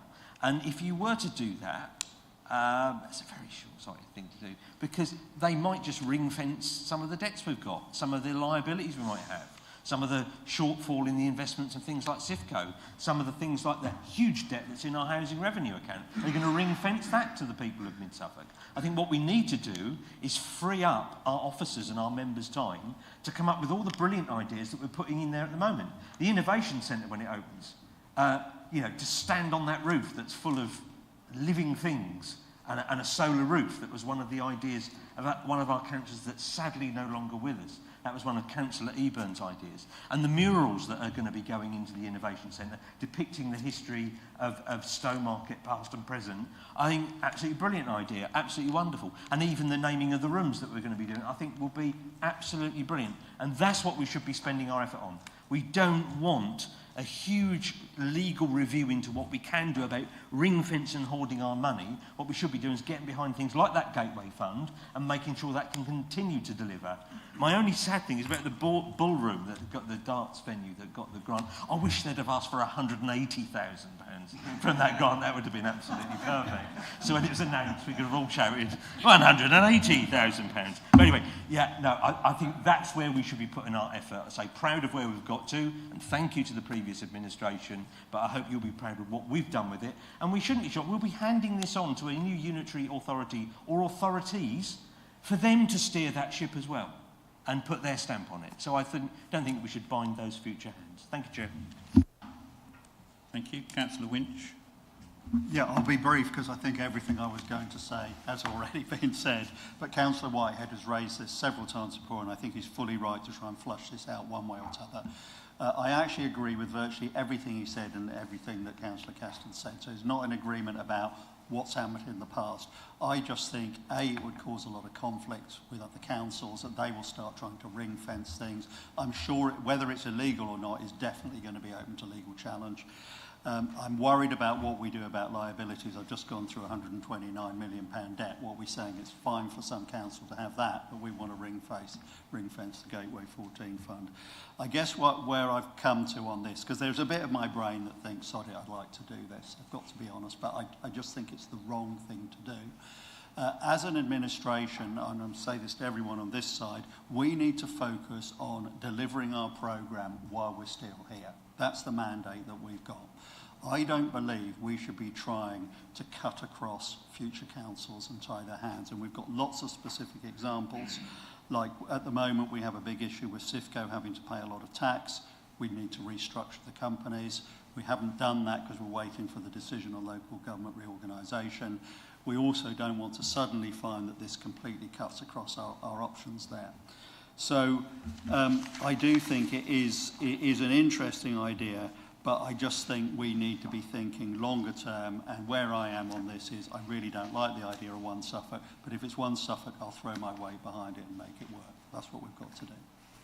Thank you. Councillor Baker. Thank you, Chair. I'll be quick. I completely appreciate the motion that's come forward, and I agree with all the other councillors what they've said this evening. It's just that motion, obviously, it talks about retaining those assets within the area. What it doesn't mention is the risks, which you've all picked up on. And so something like that, I feel we'd need to identify what risks are associated with that in relation to debt and distribution of that. So that's why I wouldn't be in agreement with this motion. Councillor Elkin. Thank you, Chair. Councillor Mellon beat me to it. I also wanted to quote Mark Carney's speech, but a slightly different bit of it. He said, the old order is not coming back. Nostalgia is not a strategy. And he also went on to say that we should take this moment of change to build something stronger and more just. So that was obviously about something a bit more dramatic than local government reform in Suffolk. But I really do feel that we have to give whoever or whatever comes after us a sort of free hand and a level playing field to build what they want to build and to give that the best chance of success. So, though I totally get where you're coming from, I don't feel I can support the motion. Councillor and then Councillor Pearson. Thank you, Chair. Councillor Stringer's got a much longer history of disagreeing with Councillor Hicks than I have, but I'm absolutely supportive of Councillor Stringer and therefore of Councillor Hicks in this matter as well. But I'm in a really strange position because I'm also absolutely supportive of everything that Councillor Whitehead has said. However, for the reasons that have been articulated by others, I also won't be voting for this. Councillor Pearson. Thank you. I have been in a similar position to what everyone else has said. I can see the wish to put this motion forward, and I can fully understand it. I just wanted to say that we have now received 20 million dividend, and there's another dividend coming through for next year, and we have made every effort to ensure that that money goes towards for the benefit of the residents of Mid-Suffolk. And I agree with Councillor Winch, we have to make sure that that is all carried through, but that is what it's being used for. Thank you.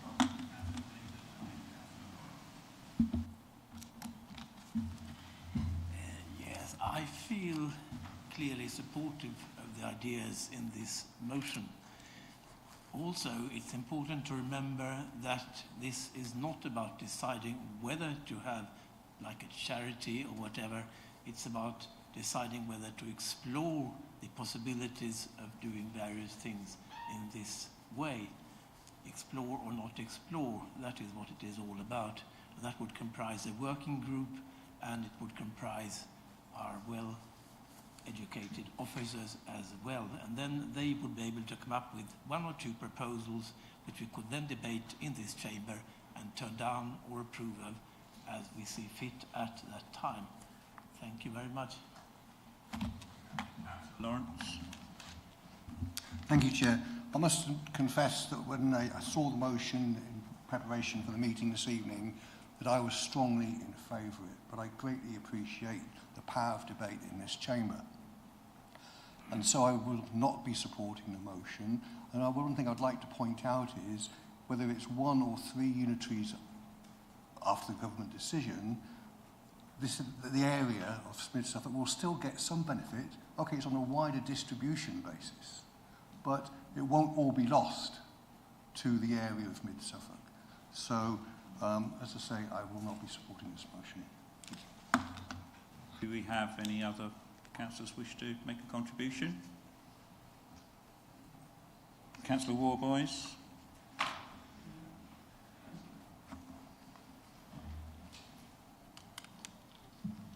Thank you, Chair. I could actually give you the 3rd quote from Mark Carney, but I'll keep you in suspense. I had one written down. Although I will not be supporting Councillor Whitehead's motion, nevertheless I'm very sympathetic to what motivates it. My thoughts are that we are elected to represent our districts. We do not own the council. We are expected to be good custodians, and when our tenure is over, we are expected to deliver it to the next administration in sound working order. The next administration will be very different. Hopefully it will be a 3-unitary model that will retain some of the local focus that recognises a local opportunity that enables this kind of investment that provides so many benefits. Whatever the form the unitary authorities take, the residents of our districts and their newly elected representatives to it will shape it. They will need the best start possible. I think this motion is a little bit close to salt in the earth for the next administration, however well it is meant. However undemocratically we have arrived at LGR, it is our responsibility to try and leave a healthy legacy for our communities to make the best of it. Thank you, Chair. Thank you. Do I see any other members wishing to make a contribution? I don't, so I'm going to invite Councillor Whitehead to sum up. Thank you, Chair. I feel a bit like the captain of the Titanic. If President Trump was here, I'm sure he'd say this was the greatest commercial development by a council ever, anywhere, by a long way. I was going to start by saying, even if I lose, but I'm going to say, I'm going to see which way the wind's going. I'm still glad we'll have had our debate. I mean, I hope I don't lose 28-2, because I'm a competitive sort of person. But let's see how we go. I mean, in summary, the motion was only asking for officers to undertake a serious investigation to see how we might keep the benefits.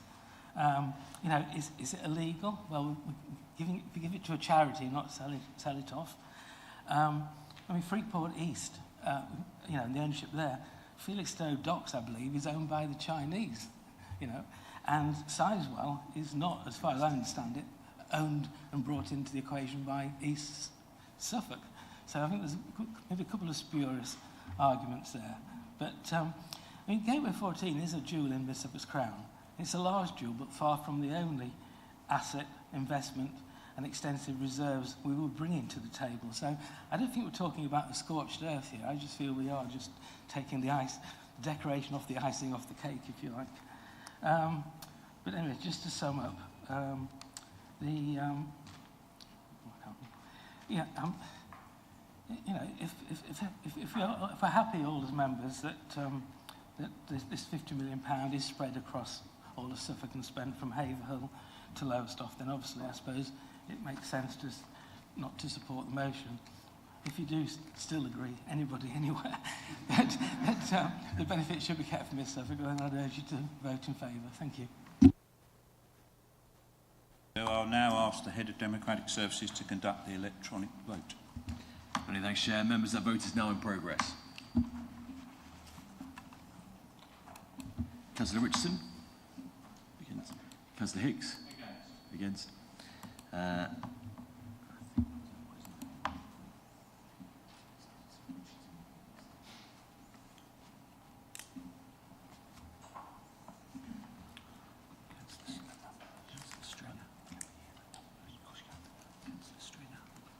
Councillor Stringer.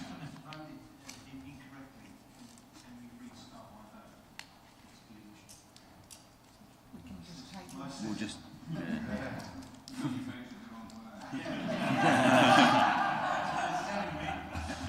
Can we take your vote verbally then, if you wish to? Against. Okay.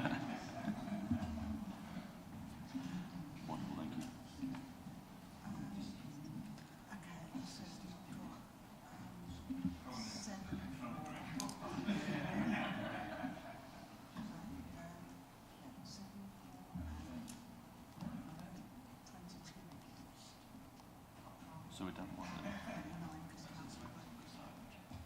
Okay, there we go. 29. That is 7 for and 22 against. That motion is lost. Thank you, members, for a very interesting debate. So we now move to item 11C, which is the motion on notice received from Councillor Mellon. I'd like to invite Councillor Mellon to move the motion. You have 5 minutes. Thank you, Chair. The City of Culture is a national competition run and funded by the Government's Department for Culture, Media and Sport. And it was first launched back in 2009, and it's already helped places like Hull, Coventry and most recently Bradford. Now, the winning city receives £10 million of investment from the government to help deliver a year-long programme of cultural events. Now, this programme is not just for cities anymore. The rules changed, and now large towns like Ipswich, regions, or even groups of places can apply. So this opens the door for Ipswich and other places to showcase their cultural strengths and compete on the same stage as cities. Why not support this? The winning place gets a guaranteed £10 million of government funding to help deliver its year-long programme of events. But even putting a bid together will have a huge positive effect on Ipswich. The process brings cultural partners around the table, it sparks new ideas and collaborations and helps develop a shared vision for the future. Now, we know from previous City of Culture bids that these ideas don't disappear even if the place doesn't get through to the next stage. Many have gone on to make parts of their plans happen regardless, because the partnerships and the ambition created during the bid endures long after. So there's the opportunity to kind of kickstart regeneration, to grow pride in place, to increase investment and give a massive boost to the visitor economy. And for us in Mid-Suffolk, that positive impact won't stop at the borough boundary. There could be considerable benefits to our residents too. It's also a chance to open up more conversations about our local culture, our art, our heritage assets, and widen participation amongst people who aren't currently involved in the town's art and cultural scenes. So for me, this is not about what culture might exist in Ipswich now, it's about what could happen around the bid and in the future. But I do think Ipswich does have a good cultural legacy to base this bid on. It's the birthplace of Thomas Wolsey, and the school he founded lives on. Ipswich is mentioned in the Canterbury Tales and features in Dickens' Pickwick Papers. More recently, Frederick Forsyth set his thriller, The Fourth Protocol, in this area. That was turned into a film. You may remember it with Pierce Brosnan and Michael Caine. That was filmed here. Not a lot of people know that. The town has regularly been used for filming films and also including an episode of Only Fools and Horses. I found that out when I was researching this. It's the birthplace of Oscar winner Ray Fiennes. Brian Eno grew up nearby. Dare I mention the cultured feet of Kevin Beattie, Eric Gates and Trevor Wymark. When I was growing up here, sorry Richard, when I was growing up here, our local pop star was Nick Kershaw, who grew up in Ipswich, and I'm going to misquote him. Wouldn't it be good if everyone got behind this bid? Now, my first cultural experiences were here in Ipswich. I grew up at Martlesham, the other side of Ipswich, The first gig I went to was at the Ipswich Gaumont. I'm not sure I dare say who it was.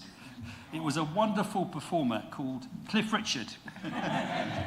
Now, some people might question that as being a cultural experience, but there we are. I don't think it's affected me too much. So, look, I hope in 2029 we will be saying congratulations to Ipswich. Cancel your summer holiday and enjoy the programme of cultural activities instead. Please support this motion, and Mr. Chair, can I move it? Thank you. May I add that my son actually lives in the road where Only Fools and Horses was filmed, so the even closer connection. But there you go, a little piece of trivia for you all. Can I request a seconder, please? Councillor Stringer, do you wish to speak now or later? I think I will and get this over with. It's going to be a bit like a confessional tonight. I think it's going to... I've written down about my first gig as well. But anyway, yeah, fully behind this. I think anywhere that any one of these bids is even going through the process of a bid of looking at what you've got and re-evaluating what you've got that's called culture is a really good exercise to go through. Being involved in a cultural effort in Stowmarket over the years, that has been utterly remarkable. To see people coming into that town because we do what we do, to think we've got people like Tom Robinson coming, and we've got the Undertones coming back again during the 50-year celebration of punk, which is coming up in June. Absolutely bang on. That would never have happened if we culturally hadn't have taken a step. And we should, if anyone says, I'm thinking about being a city of culture, I want it to be village of culture. You know, we should all be behind anyone's bid. We should be, wonderful idea, go do it. And celebrate what you are. I remember going to my first gig, 1974, Ipswich Gaumont. I was the tiniest person in Ipswich that night. Some things don't change. My parents hadn't told me what they'd done. They'd bought 3 tickets to Ipswich Gaumont, 1974, to go and see the band Mud. And it was a school night. I mean, social services would be involved now. But anyway, going back to Backton Primary School the next day, and they were saying, what did you do last night? And our friends were saying, yeah, we had crispy pancakes and all that. And I, what did you do? I went and saw the band that was #1 in the charts, and I did that in Ipswich. So thank you, Ipswich, for that cultural experience. That's led me to go on to other gigs that were way more remarkable than Mud. People like Thin Lizzy playing there, and U2, and I missed the Sex Pistols one and the Clash, but never mind. You know, it did set a huge chain where I personally value the role that culture plays and what Ipswich can play.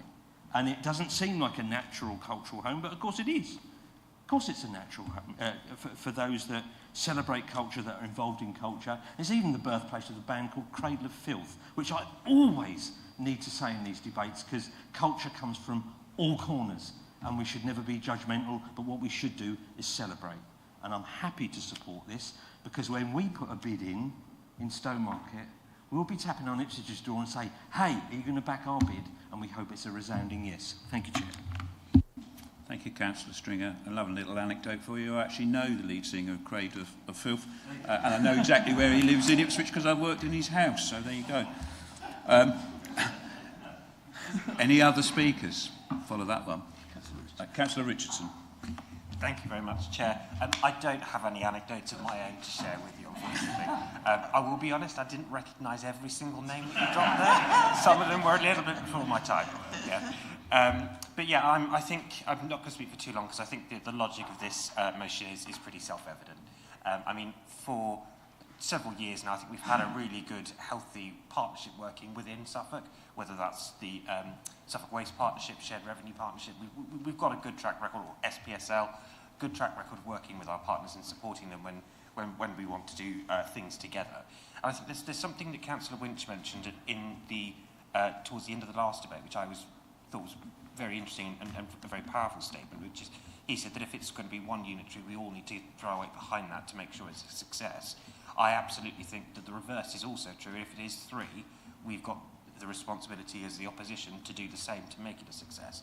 And I think the reason I bring that in here for this motion is we recognise that in 2029, whichever way LGR does end up, part of Mid-Suffolk residents are going to be in the same, or at least some residents of Mid-Suffolk are going to be in the same authority as Ipswich itself. So I think actually it's incredibly important that we do support this bid for that reason. So yeah, I will absolutely be voting in favour of it.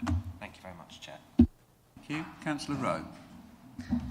I'm going very much vote in favour of it because, like, having come from Ipswich and working in the it's community arts but broader culture industries, I have too many examples to give from tiny small community organisations that can run a small so Smokehouse, for example, in Ipswich, which is a more recent thing. That's quite a small venue, all the way up to kind of what Dance East and New Wolsey do, and it will be wider than Ipswich because they employ various people. They're the artists that can either come from district who then will be employed in Ipswich, or kind of the artists that then will be available to organisations within Mid-Suffolk will be strengthened by this. And I have a real worry about if we end up in a kind of one unitary situation, that there will be less resilience for funding and for support for the arts, because all it takes is one decision to kind of decimate support for arts and culture across the county if that ends up happening. And this is another way to help kind of, it'll be good if this is a and situation in when it's going to be done, but if it also protects a bit against possible future decisions which could have a real negative impact on kind of local arts and culture. Councillor Pratt. Hi there, I'll keep this really short, but I really couldn't resist the temptation to speak because this actually does seem to be as much of a support for Ipswich's bid for City of Culture, a tribute to Cradle of Filth. I want to just impart some of my own personal experience of Ipswichian culture. When I was growing up, outside of Ipswich admittedly, but I used to come to Ipswich all the time, and I used to be in a Metallica covers band called Blackened, and we played several times at the Pool Club. I think now it was a dilapidated old Victorian brick building by the waterfront then, and I think it still is, just about hanging on as a venue. And in the corner, after I'd been playing for 2 hours, sat Danny Davis, the lead singer from Cradle of Filth, said, "Well done, now buy me a beer." So, yeah, unfortunately, he didn't offer me one. But, you know, there is culture here. I mean, from my own experience, you know, we've got the Ipswich Multicultural Festival, the Indian Mela. It's very multicultural Ipswich, and I think the Borough Council does an excellent job at celebrating that, those examples I've just given. It's really great for the music scene still. We've got the organisation Brighten the Corners here that has made a base for itself in St Stephen's Church. They do regular events, music from all genres really, across different venues. They host a multi-venue festival every single year, and it's been absolutely fantastic. They brought to life venues that have previously folded, like the old swimming pool on Civic Drive. It's called the Pools, I think. And then there's Smokehouse on Norwich Road as well. Some really excellent venues here, just like our John Peel Centre in Stowmarket. Yeah, I will be really strongly behind this and voting in favour. Thank you very much. Thank you. Councillor Elkin. Thank you, Chair. I won't take you through my dodgy band history, but anybody who's interested, please ask me afterwards. I just wanted to make a broader point, I guess, that the arts are often seen as a sort of bit of a nice to have if we can afford it. But I just wanted to sort of mention that it's an awful lot more than that. I mean, it has a massive impact on all our sort of happiness and well-being.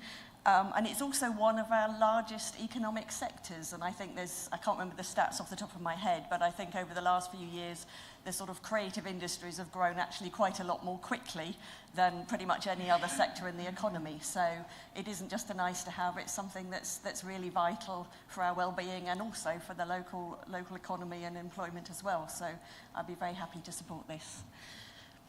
Councillor Mounsell. Thank you, Chair. You know, we've heard a lot about the arts, but what actually is culture? You know, it's not just the arts. It's actually it relates to the ideas, customs, social behaviour of a particular group of people. It's not just the arts. I can't say I'm into the arts in a big way, but this City of Culture 2029 is purely a vehicle for the government to distribute some funds. They've probably taken it away from somewhere else and made it an incentive, sort of an incentivised scheme for getting money to somewhere. You know, it's not about what culture is in Ipswich now. It's all about the future. If Ipswich needs funds in order to be a catalyst for transformation, for any sort of cultural regeneration, why should we not support them? You know, even if Ipswich is no longer the administrative centre, largest town in whatever unitary I'm in 2029, some of the benefits will still seep through to what we currently regard as Suffolk. Whether or not Suffolk exists or not, it doesn't matter. You know, it will be a boost for not just the creative arts, but it will also bring wealth and prosperity to the town. So what exactly have we got to lose by not supporting them?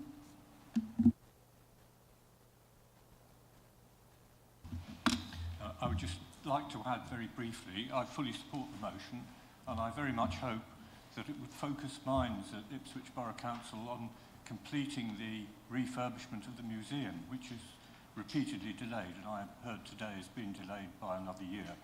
So I hope very much that they would accelerate that and make sure it's open for as soon as possible to celebrate a year of culture if that comes to pass.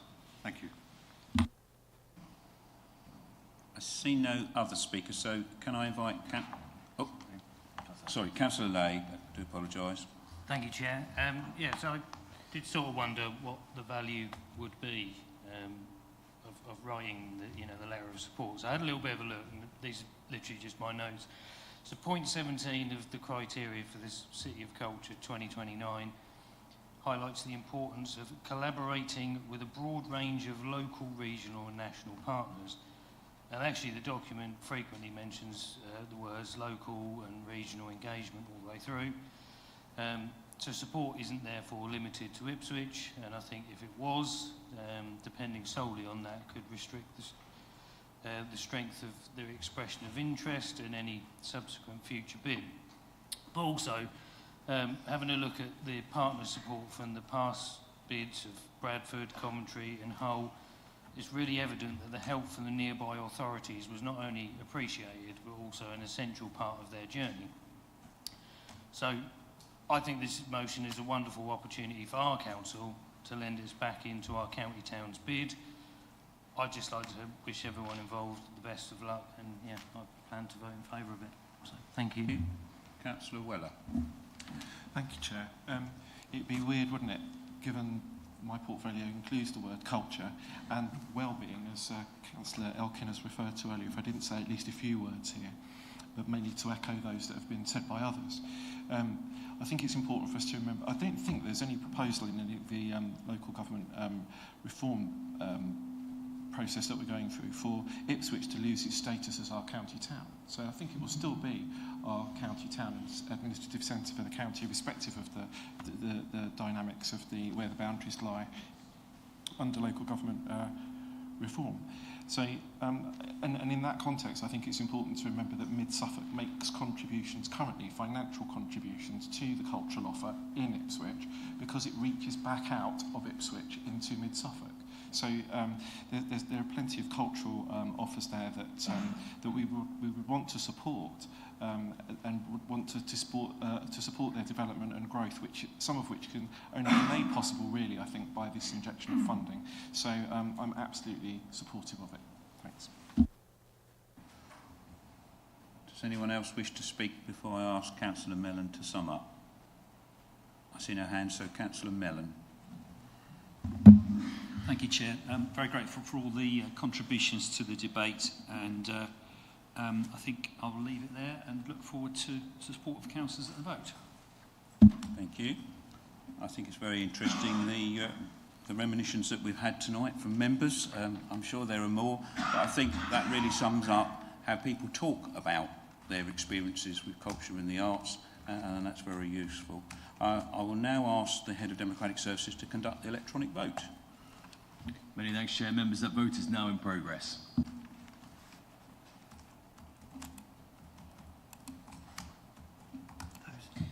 Councillor Richardson. Councillor Hicks.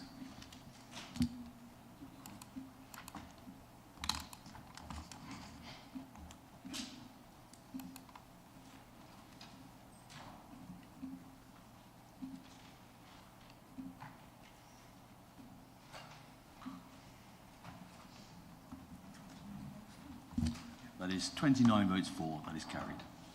Thank you. So I'm going to close the meeting now, reminding members that the next meeting is Thursday the 24th of February at 5:30, and I declare the meeting closed at 19:34. Thank you all.